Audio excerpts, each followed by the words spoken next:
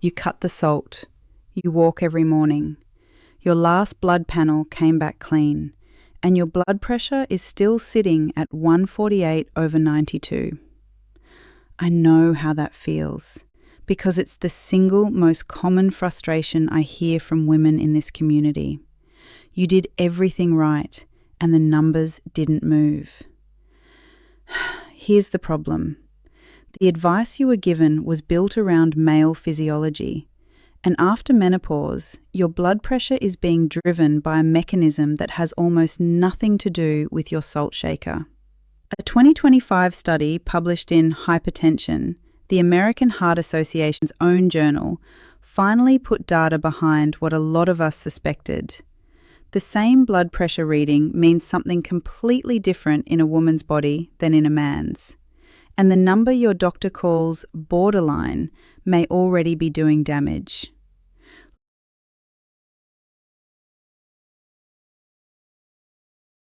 Let me walk you through what this study actually found, because the implications are significant. Researchers analysed blood pressure distributions in middle-aged men and women.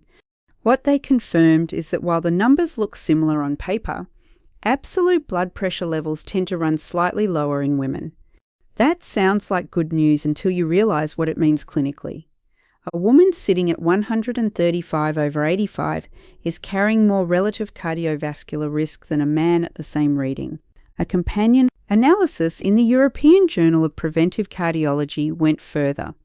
Women with blood pressure in the 130 to 139 range at age 42 had double the risk of acute coronary syndrome before 60.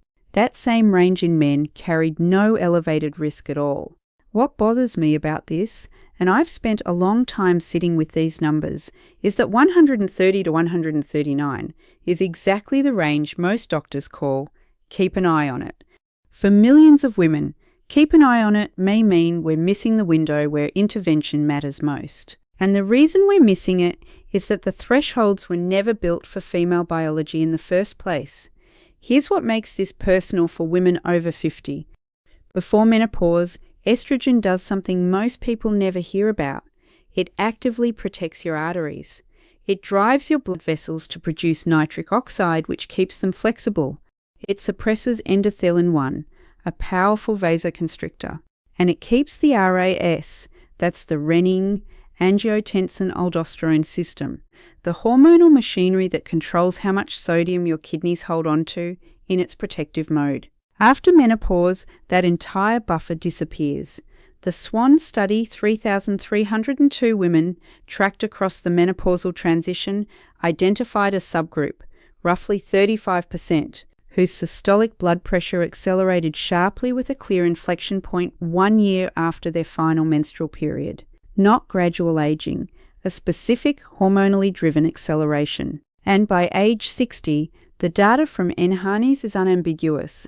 Hypertension prevalence in women catches up to men at 71.6%. After 65, women surpass men entirely.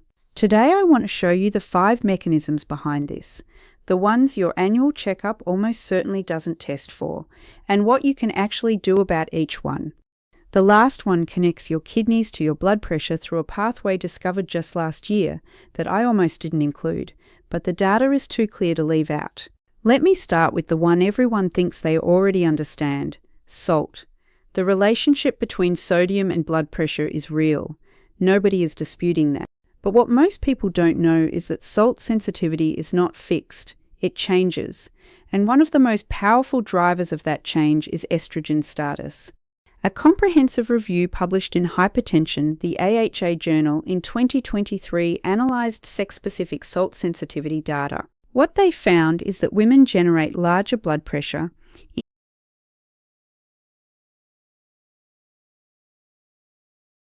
increases in response to high sodium intake than men, 6.35 versus 5.25 millimeters of mercury. And the mechanism is specific. After menopause, estrogen deficiency disrupts the balance between nitric oxide, which relaxes your blood vessels, and angiotensin II, which constricts them. That imbalance directly impairs your kidney's ability to excrete sodium efficiently. What this means in practical terms, you could be eating the same amount of salt you ate at 40, and your body is now responding to it completely differently. Not because the salt changed, but because the hormonal environment processing it did. Experts at Medscape have pointed out that some women start seeing this shift in their late 40s, before menopause is even complete. The salt conversation is relevant, but without the estrogen context, it's incomplete. Now here's what makes the next mechanism even more concerning, because it's happening in your arteries whether you feel it or not. Your blood pressure number is really measuring two things at once: how hard your heart is pumping and how stiff your arteries are. After 50, the second one starts mattering a lot more. And in women, it accelerates faster than in men.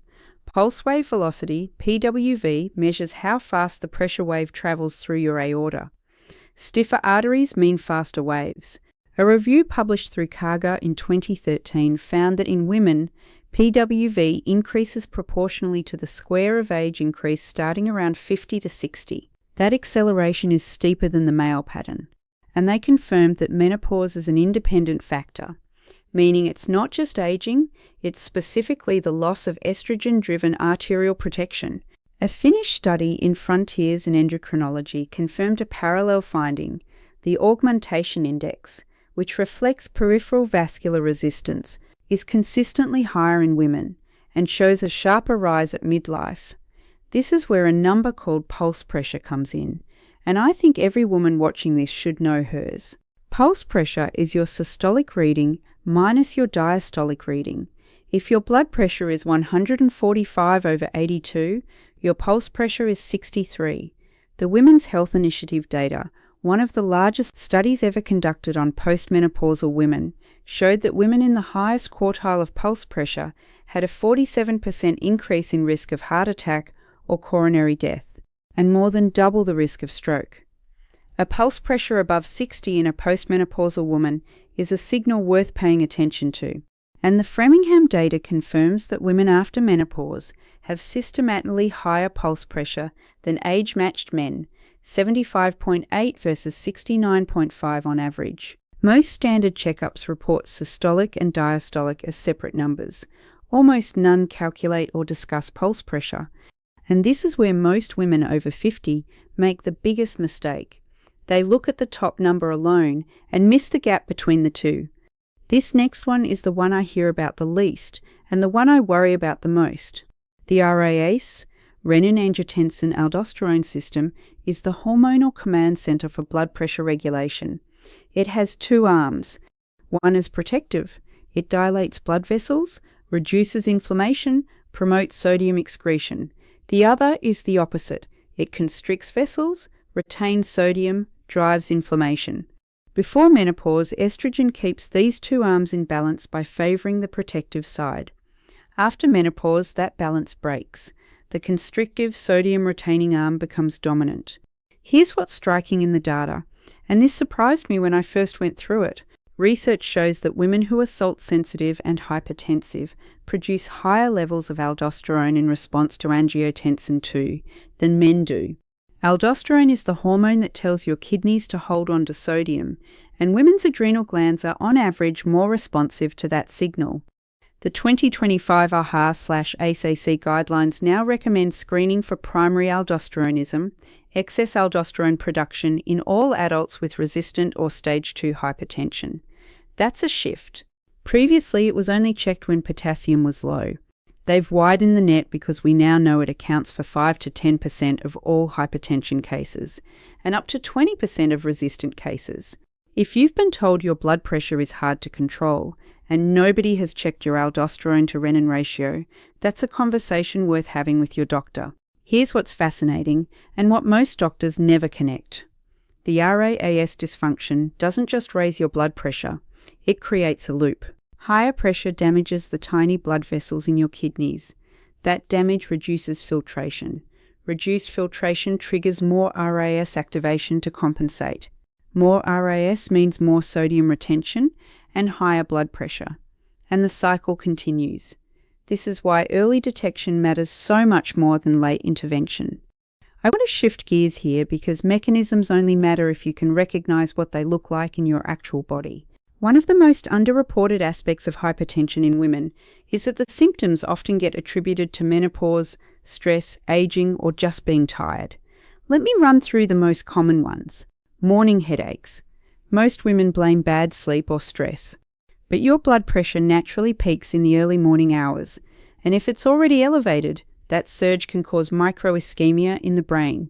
Women with a history of migraines are 3 to 4 times more likely to develop premature hypertension. Ringing in the ears, often attributed to aging or noise exposure.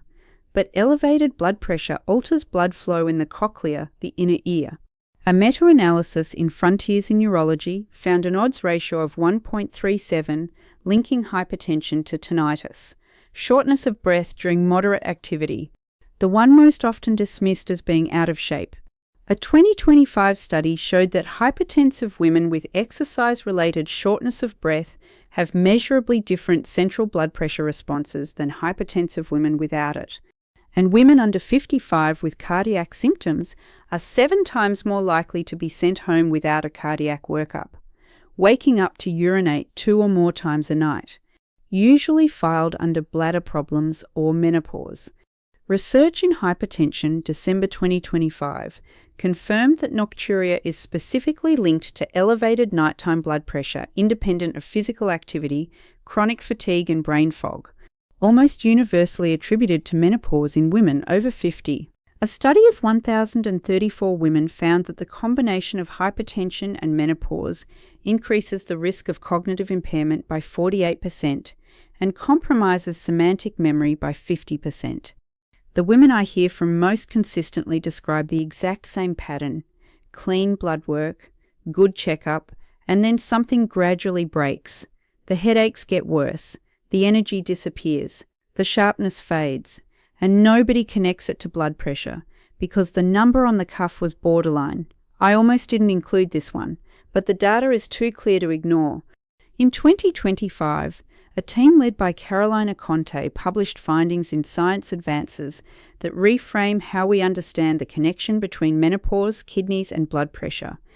They discovered that female kidneys have a built-in regenerative capacity that male kidneys don't share: the ability to regenerate podocytes, the specialized cells that form the filtration barrier in the glomerulus. This regeneration is driven by estrogen signaling through a specific receptor called ERR, estrogen receptor alpha.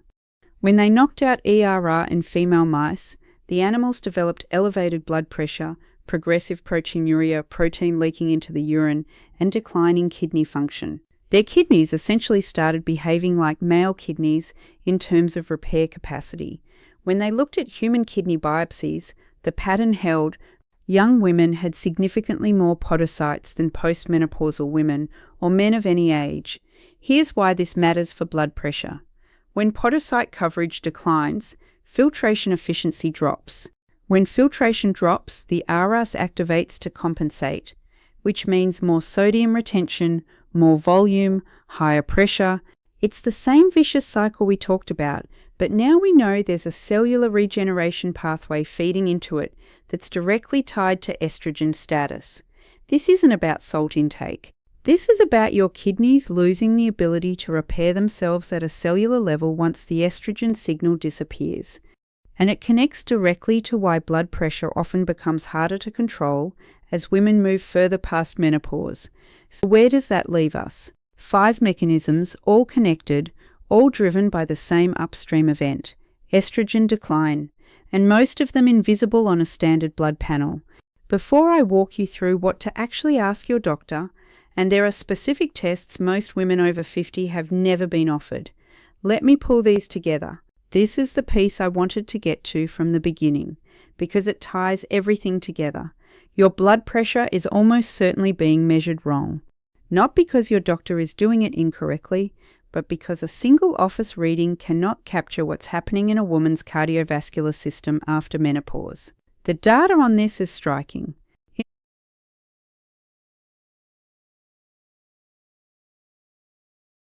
In a study by Pickering, a white coat effect, blood pressure that reads high in the office but is normal at home was present in 80.5% of women versus 55.4% of men. That means the majority of women in that study had misleading office readings. At the same time, masked hypertension, where blood pressure appears normal in the office but is elevated the rest of the day, is associated with worse arterial remodeling in women than in men. And here's the critical piece: nighttime blood pressure. Population studies using 24-hour ambulatory monitoring have shown that nighttime blood pressure is a better predictor of cardiovascular events than daytime readings. Women who don't show the normal nighttime dip, called non-dippers, carry significantly higher risk. And if you're waking up to urinate 2 or more times a night, that pattern may be directly linked to elevated nocturnal blood pressure. A single reading at your doctor's office, taken while you're sitting on an exam table at 10 in the morning, is capturing maybe 5% of this picture. Here is what I think every woman over 50 should ask for based on the strongest evidence available. 1. A 24-hour ambulatory blood pressure monitor. It's the gold standard. It tells you what happens overnight, whether you're a dipper or a non-dipper, and whether your morning readings are elevated before you even get out of bed. 2. Your pulse pressure calculation. Take your systolic number, subtract your diastolic. If that gap is above 60, evidence from the Women's Health Initiative suggests your arterial stiffness may already be in a range associated with significantly elevated cardiovascular risk. 3. An aldosterone to renin ratio. The 2025 IHA/ACC guidelines now recommend this for anyone with stage 2 or resistant hypertension. Primary aldosteronism is dramatically underdiagnosed, and women's adrenal response to angiotensin II tends to be more pronounced. 4. If you've been classified as low risk but you have a family history or persistent borderline readings, ask about a coronary artery calcium score. In the MESA study, 30% of women classified as low risk by traditional scores had measurable coronary calcification. Among those with advanced scores, calcium above 300, the event rate over less than 4 years was 6.7%. Low risk was the wrong label. I want to hear from you on this one. Take your most recent blood pressure reading, or take one tonight, and calculate your pulse pressure, systolic minus diastolic. If you have that number, drop it in the comments. I want to see where most of this community sits, and whether the gap pattern holds up the way the WHI data suggests it does. If your pulse pressure is above 60, or if you've been told your blood pressure is borderline, but you've noticed some of the symptoms we talked about today, that's worth a real conversation with your doctor. Bring the specific tests. Ask for the 24-hour monitor. You are allowed to advocate for data your standard checkup doesn't provide. Everything I've shared today is for educational purposes only. Please talk to your doctor before making changes to your health routine, especially if you're managing existing conditions or taking medications.